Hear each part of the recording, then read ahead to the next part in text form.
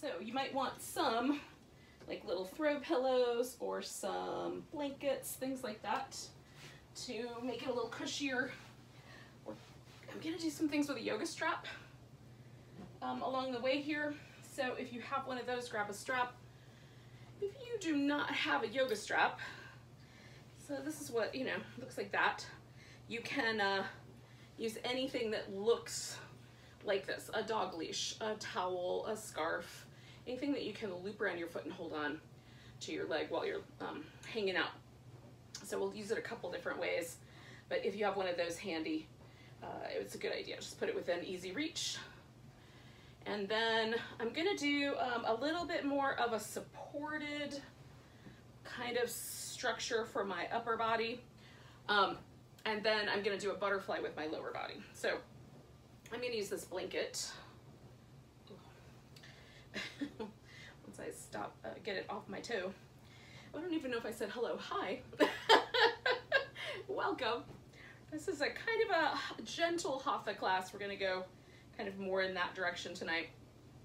And we'll see what happens. So I'm gonna take a blanket and just kind of roll it up. That's gonna go underneath my knees.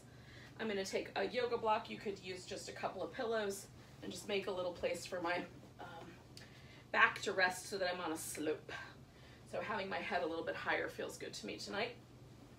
So if you want to join me, you can do this same kind of setup, or you can sit and fold forward in a butterfly pose, or you can just lie down on the floor flat without being propped up and hang out in the butterfly shape that way too. You can pull the feet in closer, you can push the feet away a little bit, just kind of feel out what's going to be best for you. And I have the tension for me, having some neck tension the past couple days, and it's coming from like right around my occipital ridge down to my collarbone. So I'm trying to very kindly and without a lot of pressure, just put a little bit of traction in that area to help kind of release it a little bit. So hence the setup feels really good.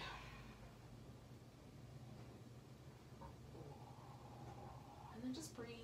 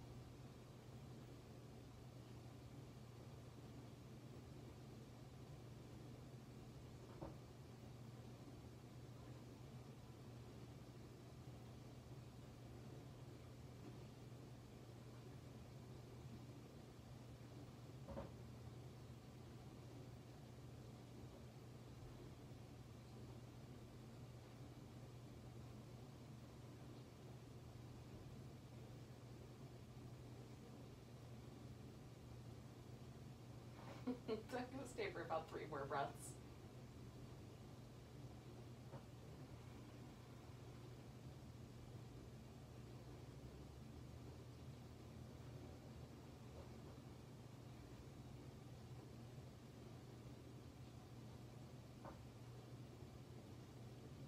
So the first thing we do is just straighten out my legs. I'm not gonna go anywhere from this little elevated upper body just yet. Gonna kind of rinse out the legs first. Do some little ankle circles, things like that.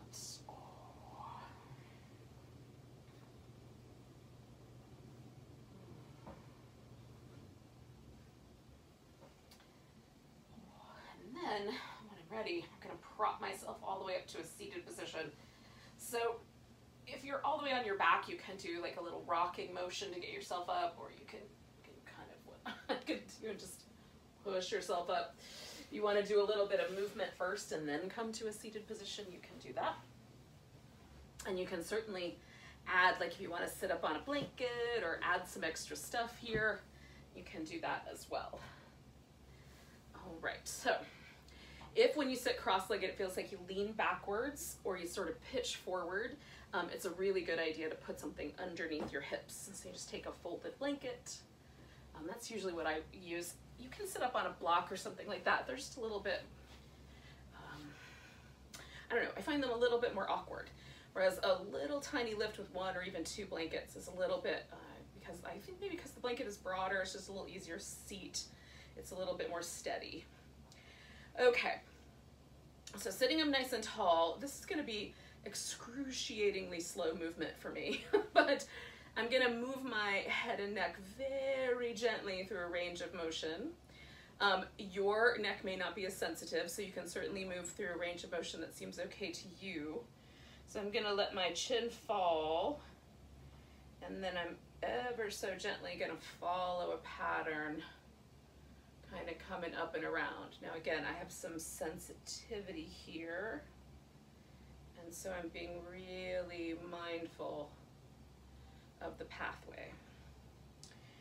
So I've had several days where I really couldn't move my neck at all, or not in this way for sure.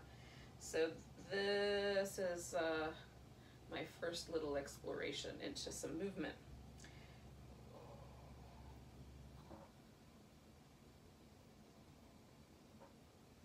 So if you have a bigger range of motion, you can certainly follow that.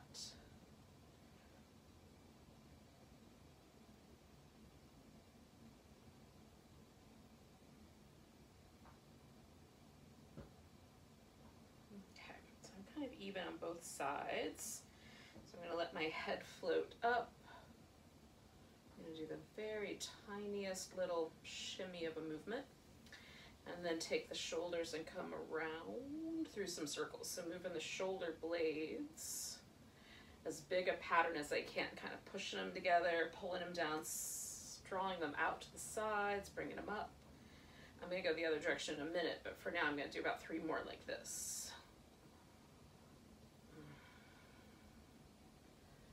Really kind of feel that movement pattern that your shoulder blades are making on your back. I'm going to go the opposite way.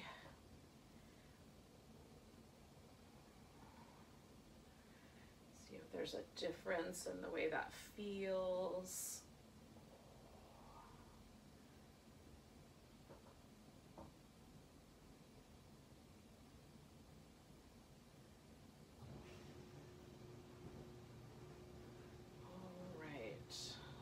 Settle those, settle the shoulders a bit. Ooh. All right, so I'm gonna do some little seated cat-cows, and you could do some of these, or you can do some kneeling cat-cows if you prefer those. So it's almost like when I sit, it feels almost more like a cat and a cobra, because the sensation for either the cow shape or the cobra shape is to kind of broaden out the chest, sort of draw the shoulder blades into the back a little bit to sort of feel like, it's not really gonna do this, but it feels like you're trying to flatten out the upper back curve just a notch, or press the breastbone forward. And then the other shape is to kind of let the pelvis tilt back, draw the navel in, and the shoulder blades come off around the edges and the upper back broadens out. And we're trying to get that lower back curve to kind of go the opposite direction. Again, it's not really gonna go that far. The bones really hold themselves quite firmly in their shapes, but the sensation is such that we're kind of moving the upper back and the lower back into the opposite directions.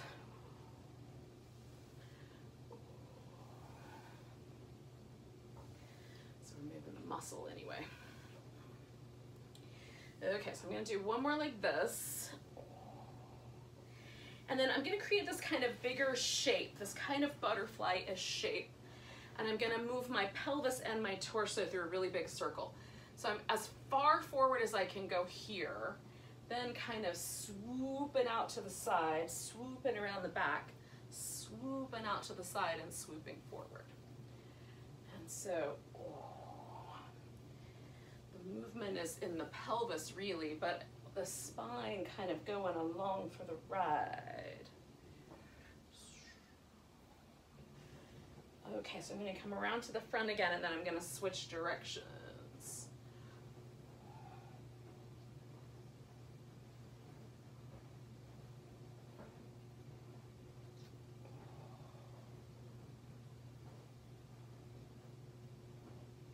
And then when I get to the front, pausing there.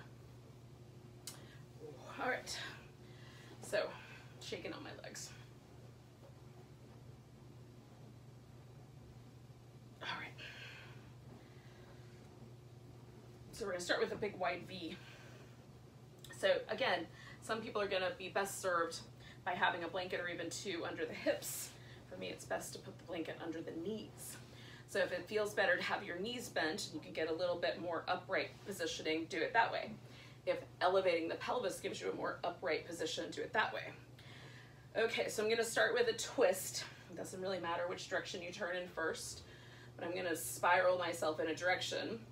Now, starting with the chin lined up with the breastbone. So I'm really not turning my neck at all, but I'm turning my upper back. And then as soon as I feel my hip start to lift up off the ground, I'm gonna pause and go backwards just a notch. So I'm really trying to isolate the twist in this kind of center part of my back. And then I'm gonna play with the shoulder blades a little bit. So I'm gonna bring this shoulder blade, so this, I'm turning to my right. So my left shoulder blade, I'm gonna try to get forward away from the center line to make a little bit of space so I can try to get my right shoulder blade to go into the middle of my back. And it's almost like I'm trying to take it at a diagonal down towards my left butt cheek, okay? So again, keeping my neck mostly out of this for now, trying to get that shoulder position, and sometimes it helps me to have something to work against. So this shoulder blade's coming out of the way, and that right shoulder blade's going down and in, and you can turn the head if you like once you get that set up, or you can just keep your head kind of lined up with the breastbone. Really trying to focus some attention, some movement in the shoulders here.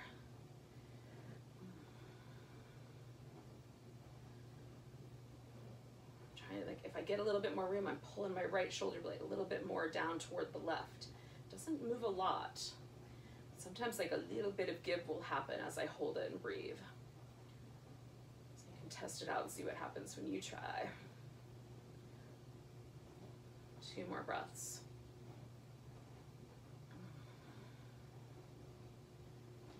I'm gonna let go. I'm gonna let the shoulder blade come around. And then, I'm gonna try to just feel kind of the pose kind of settle back to the center. So I'm not doing anything. I'm not moving that much, maybe a little bit, but mostly just kind of pausing for a second and feeling that sort of, I don't know, there's a sensation pattern that sort of morphs around in my upper and mid back. So initially when I came out, there's a lot of sensation, and now things are a little bit looser, a little less intense. Not a lot of sensation at all. Okay, so I'm gonna use my hand to kind of hold onto my head so that I can get the side bend without causing too much trouble. Again, I like a little bit, I'm ready to do a little bit more neck work than I was yesterday, but I'm still being cautious. Okay, so we're gonna still kind of turning a little bit towards that same side we were just on. We're gonna side bend, so I'm side bending my right side. Now you can put the arm over your head, you can put the hand on your hip, you can wrap the arm behind your back, so you can figure that out. I'm using my left hand to sort of hold my head so that the stretch that's happening across the side of my neck is super duper light, but I can focus more of my attention on this kind of lower side waist, lower back area. And that's kind of where what I'm after here tonight. So you can play with your pose. That's what I'm doing. I'm playing with my pose. It's like kind of where I'm feeling like it's okay to go tonight. And then I might break the rules and try something else, but for now, that's feeling like the thing to do, is to be a little cautious here. And I find sometimes like the angle I turn my chest at makes a difference.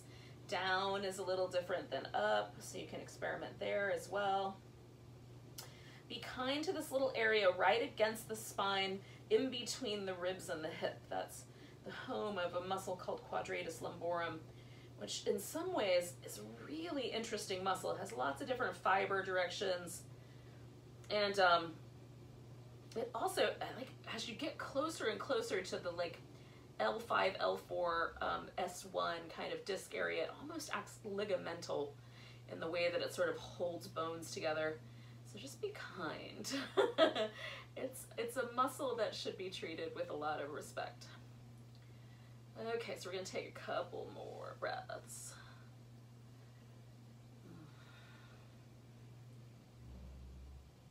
Okay, so I'm gonna reach this arm out. I'm coming all the way up. And then I'm gonna pause for a second. Oh, hold on. So my, again, like as soon as I come out of that shape, there's all these sensations that are changing. It's a little changing landscape of sensation through my back and my neck, and I'm really sensitive to it today, but it's always there. It's just I'm not always as sensitive to it. So I'm just watching that landscape kind of change, and things to feel a little less intense, a little less like I'm being tugged on different sides, and a little bit more even across the board before I go to the next shape. So I'm gonna leave my left leg straight, but I'm gonna bend my right knee and I'm bringing the legs in towards the center line. And this is gonna become a forward bending shape.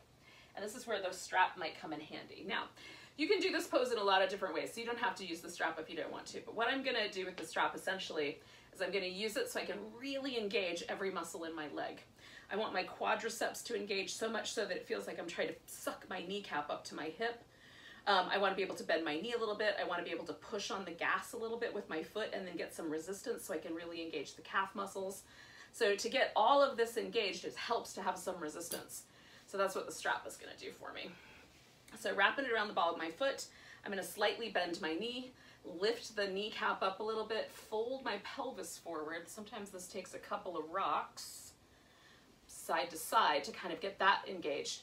And so as my quadriceps engage, I've got this, the bend in the knee is just to give me more access to the calf muscles. So as I pull my foot back and push on the strap, so it's like I'm trying to pull my toes backwards towards my shin. As I push onto the strap, there's a lot of really good action in the calf muscles. I may also, as I engage the quads more, get a little bit more movement or a little less resistance from the hamstrings. So the pelvis will come forward. So the quadriceps and the hamstrings work in a reciprocal relationship. When the quads engage, the hamstrings are able to lengthen. So any pose where you want to be able to hold your leg in some fashion up off the ground, that is a helpful relationship to be mindful of.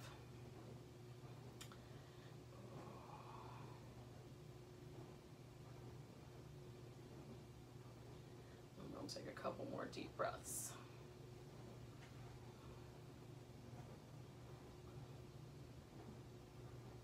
Okay, so my quads, one of the things that I find really interesting about them is if I'm not watching them, they'll get soft.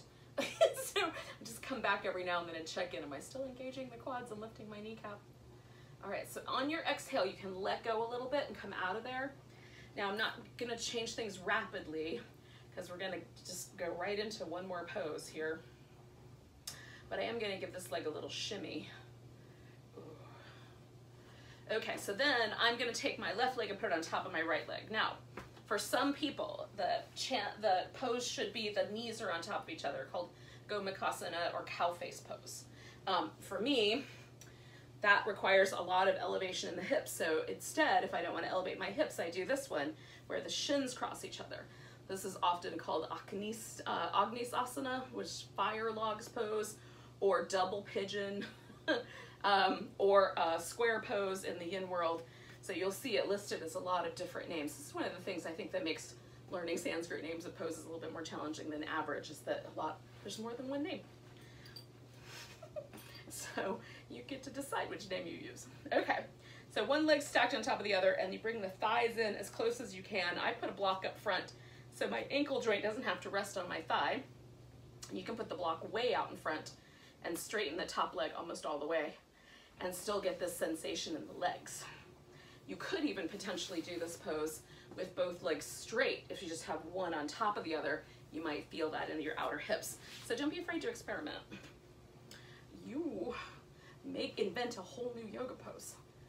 What's not to like about that? Oh. All right, I'm gonna slip a finger in between each of my toes on this foot over here, just to give my foot a little bit of a stretch. You can buy these really crazy $30 sets of these kind of interesting squishy things that you put around your foot so it separates out your toes, or they have sandals that do it, yoga sandals.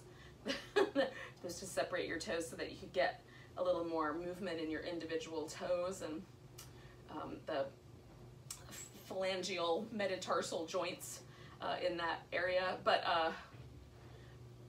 you can also just put a finger in between each toe. That's another way to do it. Maybe not for as long. So I'm gonna stay for about, yeah, I don't know, like 4 or 5 more breaths. It's feeling kind of good to me right now.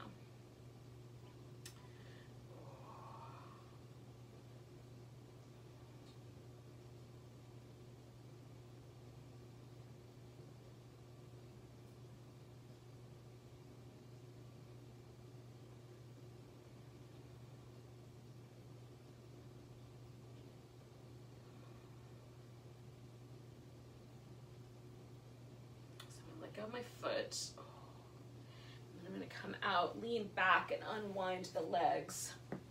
Now, for just a moment, I'm just, again, going to just pause and sort of feel where I landed. And, you know, you might notice like that there's a slight asymmetry, one side of the spine to the other, one hip to the other, one leg to the other. So just noticing the kind of whatever there is to notice. There might not be anything. That's okay too. It's possible I'm making all of this up. I don't think so, but it's possible. We're gonna come back to this wide leg because we're just gonna do that whole thing again on the other side. So when you feel like it, you can come back to the wide leg. Now I'm not ready to twist yet because I'm still feeling a sort of distinct asymmetry. And as soon as that sort of fuzzes out, I'm gonna twist, but you might be ready to do it now.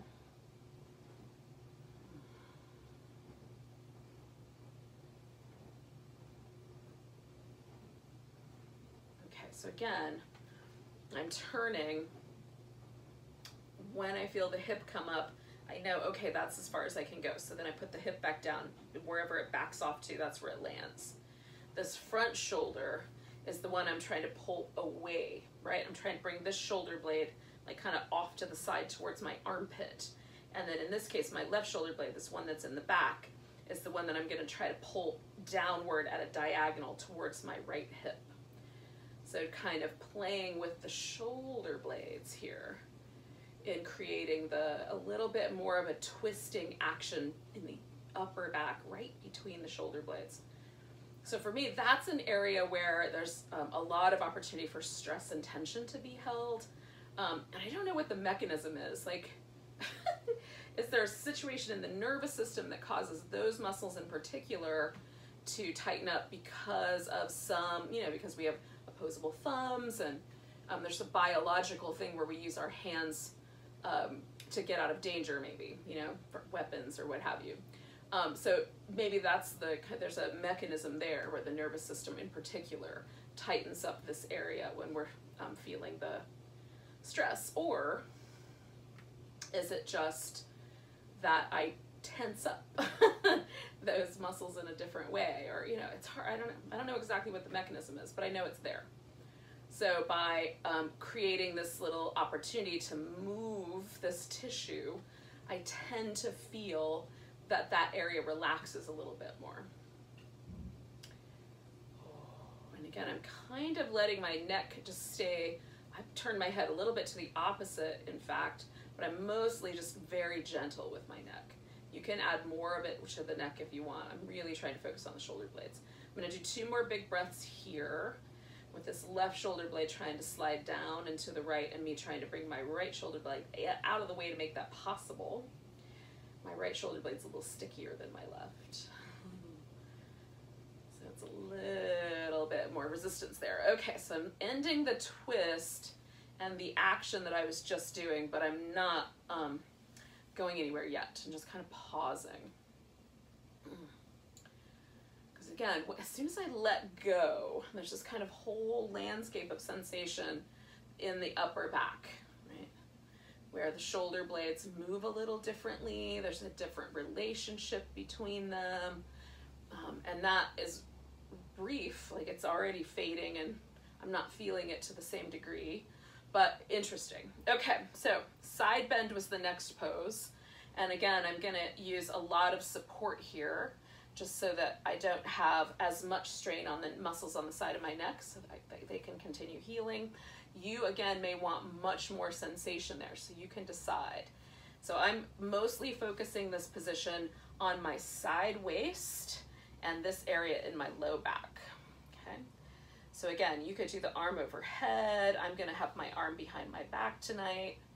So that feels like a nice kind of compromise, a nice little, I get a little bit more sensation than I was getting yesterday playing with these shapes, but not as much as I might do with my arm over my head. And again, you might find turning the torso a little bit changes things and feels more interesting, gives you a little more space.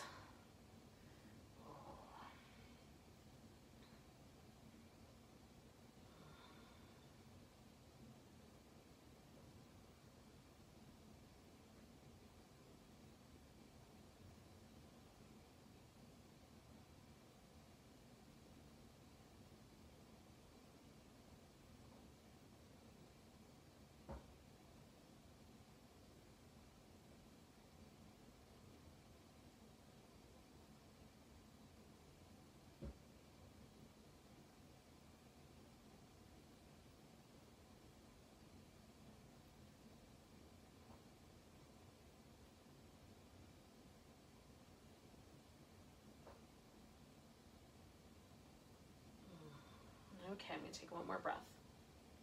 Now you can come out when you're ready, but I'm just gonna unwind here and back myself up. And again, I'm gonna kind of let this little landscape of sensation happen in my back and my neck and my skull, hips. I moved my legs into place, but I'm not quite ready to do the pose yet. So I'm letting this kind of sense that I'm still bending sideways dissipate. Just being present for the sensations.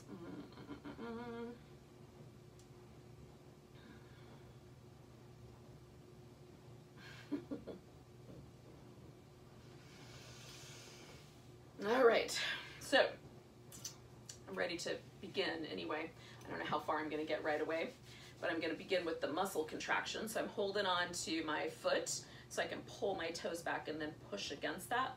That creates a little bit of a bend in my knee as I engage all those calf muscles. Again, I'm going to try to lift up on my quads so that I've got a lot of activity on the top of that leg. I'm going to repeat this shape later, but in a different way, with a different relationship to gravity. So just kind of playing with it as it is now.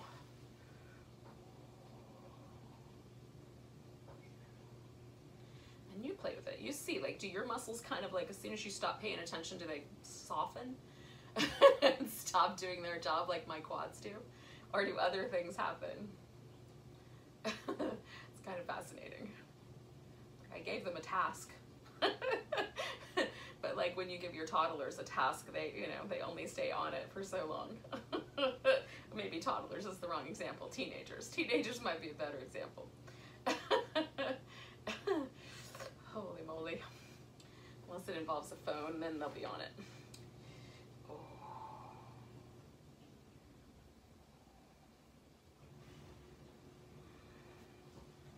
All right, I'm gonna do about 3 more breaths. I'm still kind of into what's happening right now, so I'll let you know. You can come out when you're ready.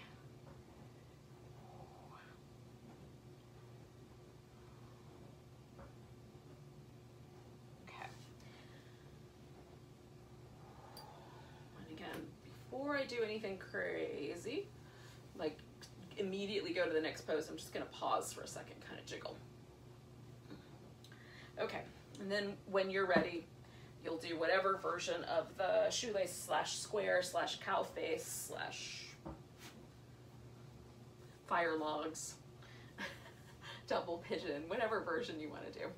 Just get the legs kind of close together, things stacked up a bit, and then see where it takes you.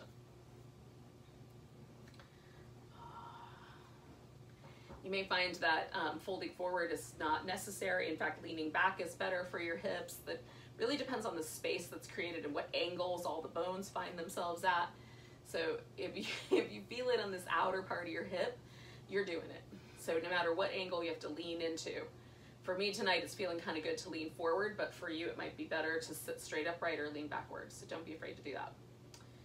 Again, yoga poses are things where, they're like, treat them like a suggestion. Okay, so this is the basic shape we're gonna do with the body.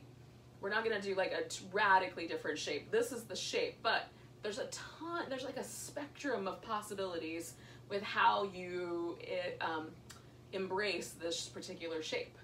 So it might be more, like the torso relationship might be different to the hip, or the legs relationship to one another might be a little different. Straighter legs versus more bend in the knee. So you can play with all of those parameters and still stay within the kind of basic framework of what we're here to do.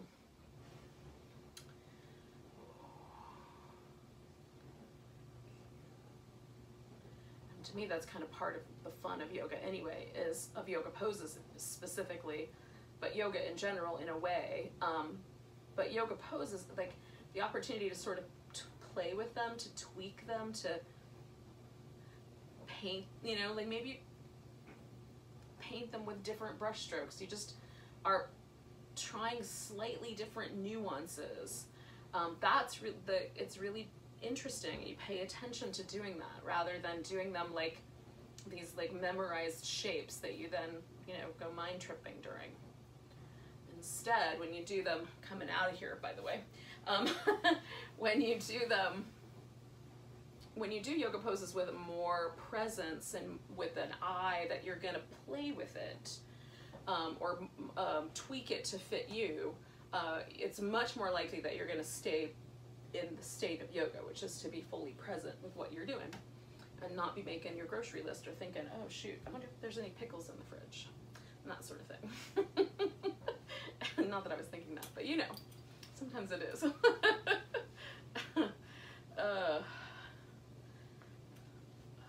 All right, so I'm done with this little sequence. So now what I'm interested in doing before I lay down, I'm gonna do a little bit of pranayama. I'm gonna do a little breathing work. And specifically tonight, so I don't know, there are times when I feel all kinds of emotional states that have no basis in anything that's actually going on, and I'm having one of those kind of days where I'm just feeling sort of close to the surface emotionally, with no exact reason. Nothing dramatic has happened. So what I like for that, the breath practice that I like for those kinds of times, is the alternate nostril breathing, or nadi shodhana. So I'm gonna take my peace sign fingers, and for me, I'm gonna curl them in. I like to do it this way, right? So I curl them in, and then I use the ring finger and my thumb to operate my nostrils. Now, some days my nostrils are a little bit, like my nasal passages are a little bit less open, or a little bit more challenging to breathe out of, like maybe one is a little bit blocked versus, compared to the other. So you don't want to necessarily close off your nasal passages, but what we'll do instead is we'll just notice and pay attention to the breath moving through each one. And you can do this completely without physical manipulation of the breath. The nostrils, I find the manipulation helpful, at least initially. But you can do it by just paying attention, just noticing the nostril as you do a certain part of the breath. So we're gonna do the left beginning, which is normally the way Nadi Shodhana starts, is you start with the left side. So the left nostril is the thought to be the cooling, more feminine channel. That might, there's a lot of implications to that word that may not actually go here. But it's lunar, it has kind of a little bit more of a sense of kind of more gentleness. And then the right nostril is the more active channel, what would be considered yang in the Tao kind of idea of things, more masculine, potentially more solar, a little more exciting channel. So what the idea is that we're going to balance these two things, that we're going to kind of create a sense of equanimity by doing this breath. So you'll see if this works for you or not. So start by just taking a nice deep breath and letting go with it. Now you can, if you want to, put your peace sign fingers on your forehead instead of curling them in. And then we're gonna let go with an exhale, and the next time you inhale, you're gonna try to inhale through your left nostril. Again, if that part of your nose is blocked, just pay attention to it while you inhale. And then you're gonna switch over and exhale through the right, or pay attention to the right one as you exhale. Inhale. Switch over and exhale. And inhale. And switch over and exhale. When it's time, inhale.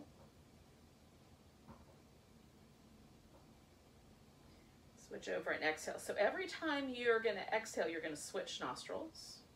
And you want to do this really gently and calmly, not with a lot of force. Just every time it's time to exhale again, switch.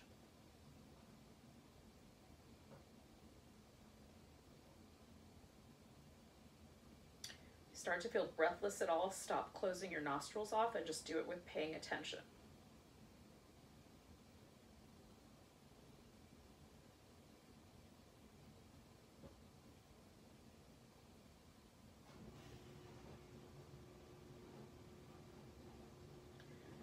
Try not to hold any tension in your mouth or in your eyes while you do it.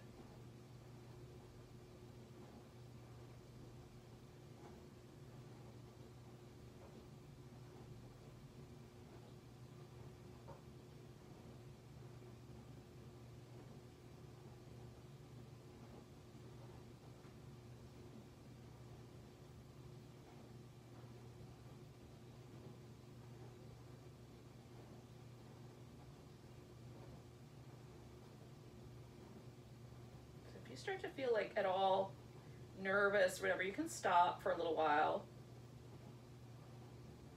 or for tonight, but if it feels okay, keep going for about 4 more rounds.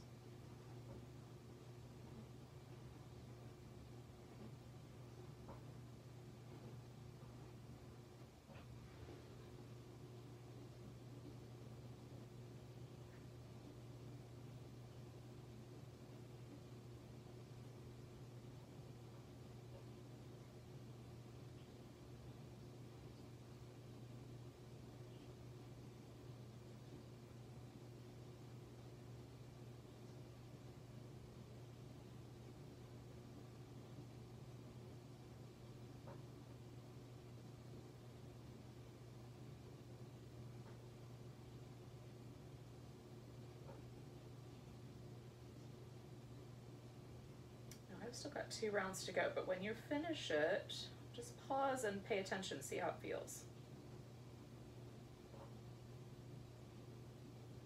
You'll end with an exhale out of your left nostril.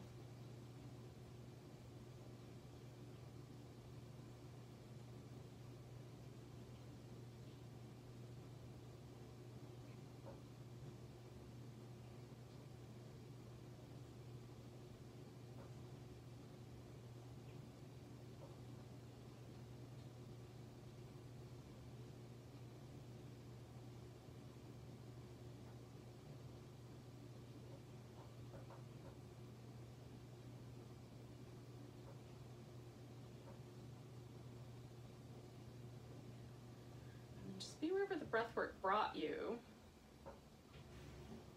I always find this kind of interesting, sort of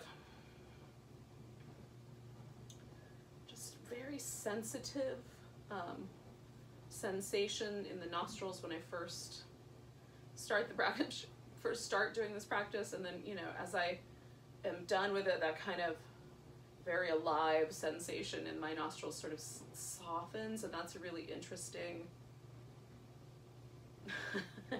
It's almost like there was okay, this is gonna sound really crazy, but it's almost like there's like a flower blooming in the nostril while I'm working on that breath practice. It's just like little tendrils of sensitivity sort of open up, and then it's like goes back into bud form. It's just that's the image that's coming to my mind. Sorry about that. Probably makes no sense. All right, so here's what we're gonna do. We're gonna do the similar stretches on the leg, right? We did a few of these, but we're gonna do these laying down with the strap. So a hamstring version, a side version, and then we'll do a twist. I'm gonna do the twist without the strap. So get the things you think you might want to have. I'm gonna put a folded blanket under my head, and I'm gonna have a pillow handy or a yoga block. I'll probably use a pillow, but for my legs. So I'm gonna lay down this way so that I have room on either side rather than turn sideways. Hopefully you'll still be able to see what I'm doing, even though I might be off your screen just a notch. Hopefully not too much. Okay. So, okay. I always wonder if I like aim appropriately in terms of like my distance to furniture. There have been times where I have not aimed appropriately. So I'm going to start this out with the right leg just up on top of the left, just kind of windshield wipering back and forth. I'm going to do my right leg first tonight, but just this, I like the way this feels. As I drop the leg back and forth, there's like a little twist, and then this kind of interesting little sensation there in the external hip rotators. That I like. I'm into it right now. Okay, so then giving myself enough space with the strap that I'm not going to cause any trouble for myself, I'm going to lasso my foot. Okay, so this leg I'm just going to let relax, and then this guy I'm putting back up on the ball of the foot. Okay, so this is like the big toe posture if you're standing up, similar pose. So you can do this very passively. You just put your full leg in the air, something's gonna happen. But I'm gonna do this with a lot of activation. So again, I'm gonna pull down on my toes and push against it. I'm gonna engage the quadriceps so that the hamstrings will let go a little bit, and I'm gonna keep my leg as straight as possible. For me, that evens the stretch over my leg better. If I bend my knee and pull my leg in closer, I get the sensation just at this ligamental attachment or tendon attachment there at the butt bone. I don't want that. I want it through the whole leg. So this works better. So pressing on the strap, pulling on it. So I've got my arm really active, my chest muscles are activated, and then I'm holding this leg right here. So super active way to do this. I'm gonna hold it for about 10 breaths. So a little less time than I do when I do it in a more passive way. But right now I'm kind of getting interested in this kind of muscle engagement variation. This is the variation that you would need to do if you were standing up trying to balance. You would do all this active engagement to help hold you steady.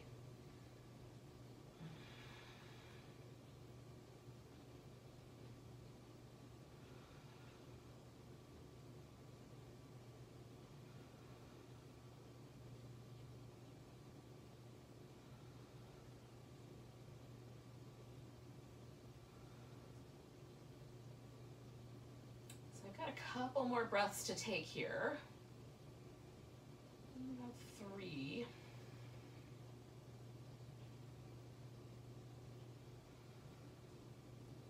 All right, still pulling on the strap. I'm gonna lower my leg out to the side until it feels like that's enough, right? It might go farther, it might go less far. You can add some support under here if that's really helpful. I'm gonna put the strap actually around my wrist so that I can do a little less action with my fingers. My fingers are getting tired here. I wanna do more work with my chest and my leg and let those poor little muscles in my fingers have a break. So putting my hand through the strap helps. So that's why I like a yoga strap, is there's lots of opportunities like that. You can make loops and all kinds of things. So just do what's right given the circumstances you're currently finding yourself in. And again, I'm like finding out, like, is a straighter leg better? With the inner thigh, sometimes a bent knee is a little bit better. There's some different rules. If that's the right word, in terms of the way my body responds to the stretches. If it's in a different area of the leg. And again, I'm connecting my chest muscles, my arms, my upper back, all of that stuff is firing to help hold my leg in this position with that resistance. So I've got resistance on the strap and pushing into that resistance with the leg. So every muscle is firing. I'm gonna hold it for about 5 more breaths.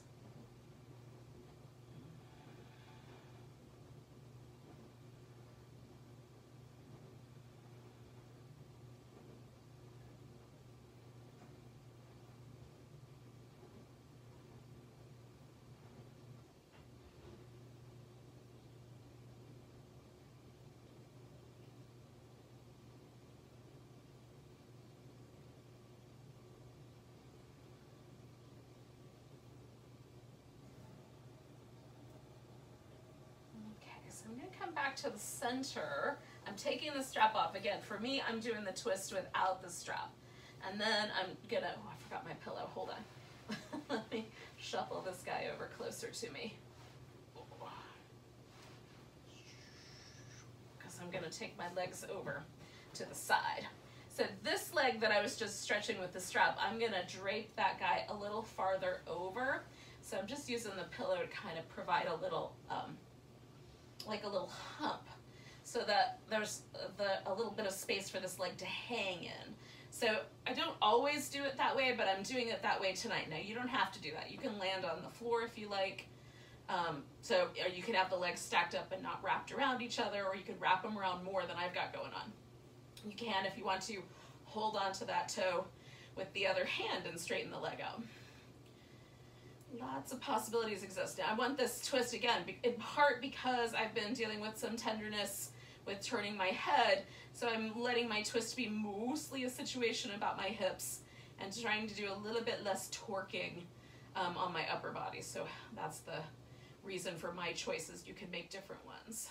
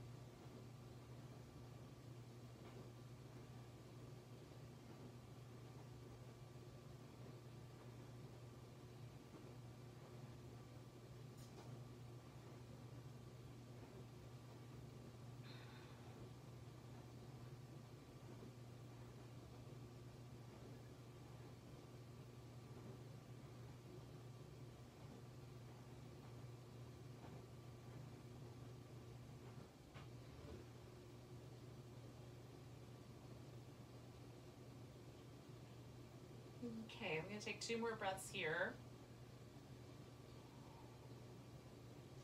And I'm coming on back to the center, and I'm going to almost sort of make it almost like I'm oozing back to the center. Just really easy going on that there. And then I'm just going to let myself sort of stretch out and feel how things shift as I let go. Again, there's always this kind of, initially there's often this sort of feeling of resistance to going into the new shape. The old shape feels more comfortable. This new shape of more neutral space feels a little strange at first. And then as I hang out here, everything sort of morphs and softens and shifts and adjusts to feel better.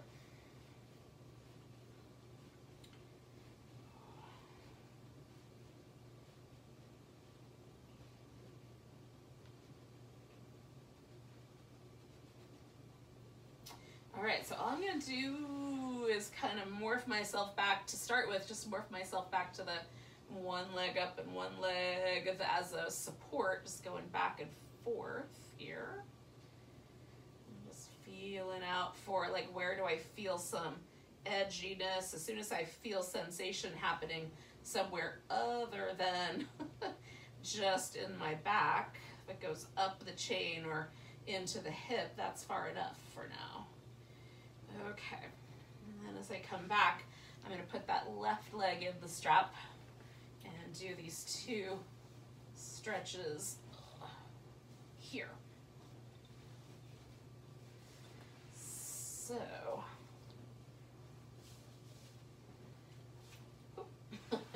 again, trying to be a little more active with them than maybe I usually do in this particular case. So pressing a little bit more into the strap, creating a little bit more resistance with my arm, top of the thigh active, leg as straight as I can make it given the circumstances. And then hold and stay for about 10 breaths.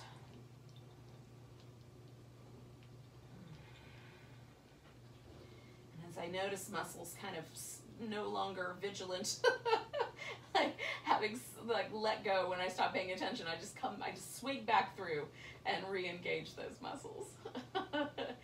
It's less likely to happen this way because they're holding my leg in the air, so they tend to be a little bit more on top of their game there.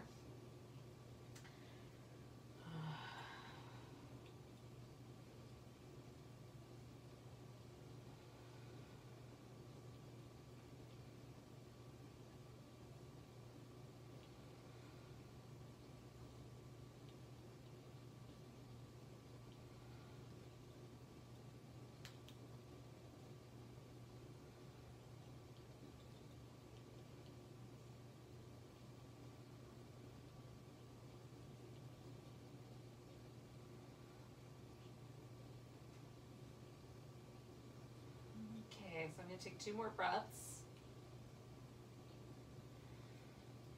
I'm just going to take this leg with my exhale out to the side. And again, I'm creating all this resistance, kind of anchoring down through things, using my arm and my shoulder and the chest muscles to sort of hold resistance against my leg that I'm pressing into.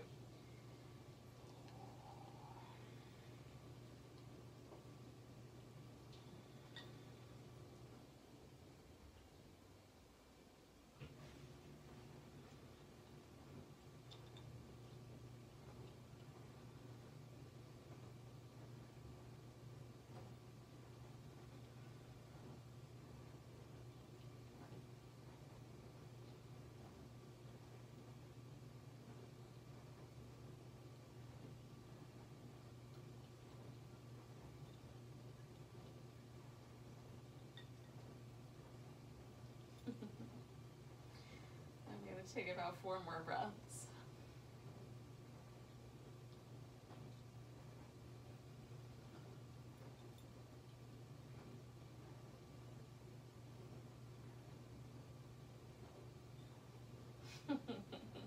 Alrighty, so I'm going to take this into my twist. And again, I'm going to just kind of let go of the strap, do the twist a little more easygoing with a sort of lip to take my top leg over into.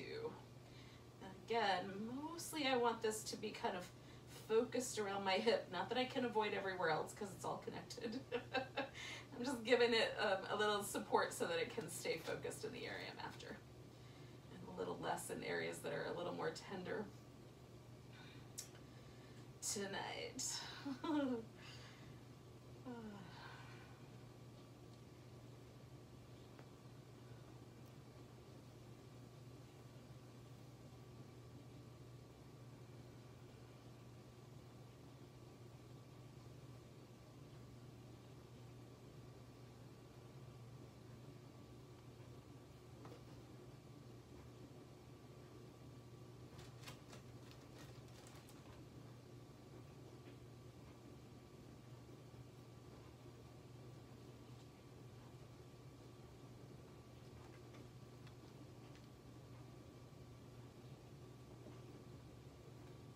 Hello there.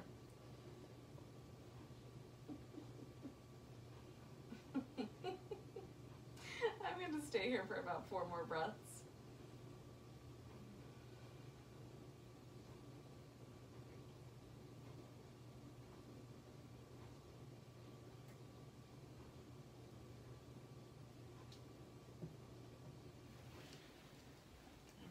Come on back, nice and easy now. Oh. All right. Now, I'm just gonna hang out for a second and just see how things went. I'm inclined to want to do some final relaxation at this point, y'all. Now, I say that's where I'm inclined to do.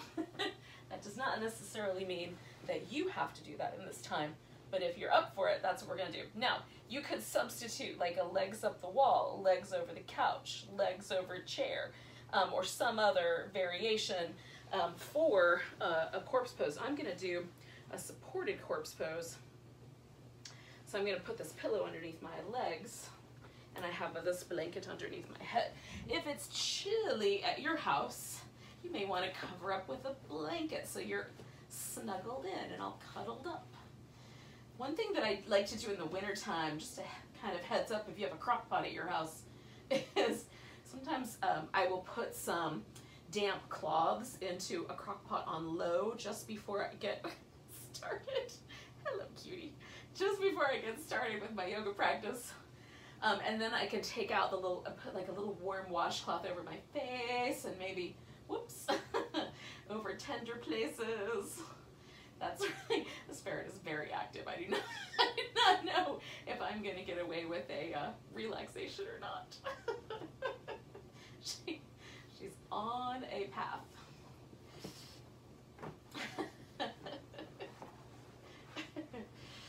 Give her a little bit of room around me. Not take up so much space. So we're going to let ourselves relax in one way or another anyway.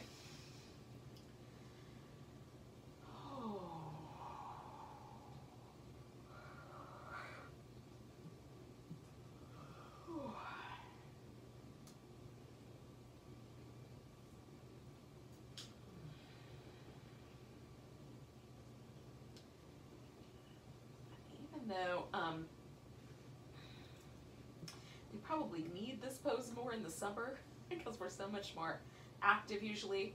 This is one of my favorite wintertime poses, corpse pose, just to relax and get settled and get really still, just for a few minutes. Feels really nice.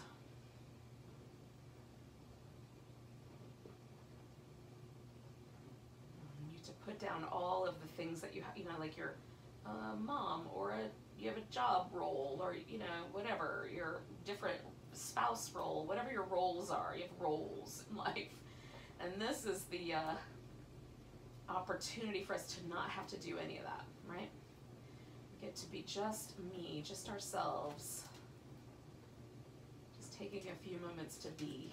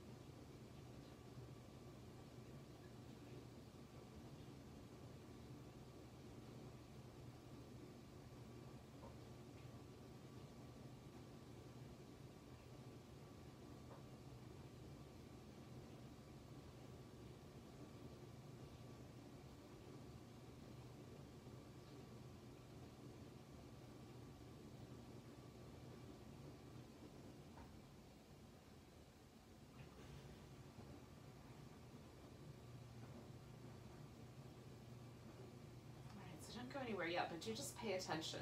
Just notice your body. Maybe start somewhere. I'm going to start at my fingertips and work my way around. But just start somewhere and pay attention to the sensations.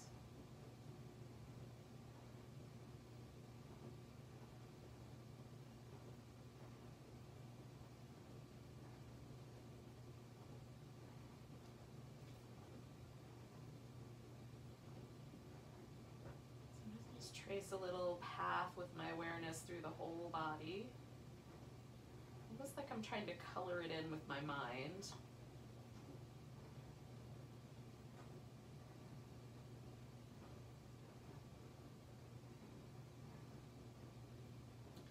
Just to sort of reawaken my attention.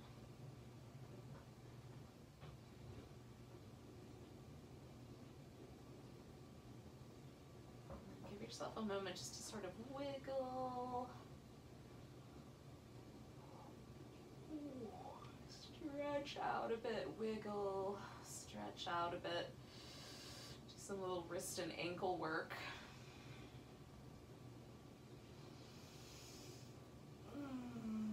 Now I'm gonna do a little banana on either side just for a couple of breaths on each side. You don't have to hold them that long.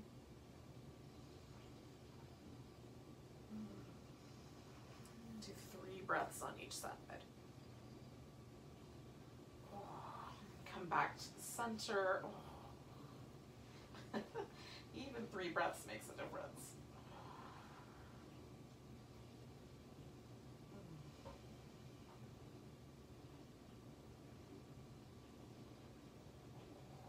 And then, when you're ready, give yourself a little hug, a little back massage, all the good things. Eventually, we're going to come to a seated position. It's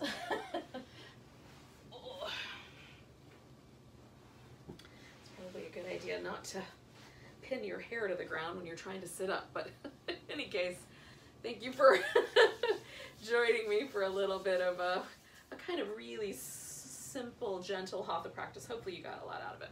Let's take a nice big breath. A big sigh. Welcome to the rest of your night. Namaste.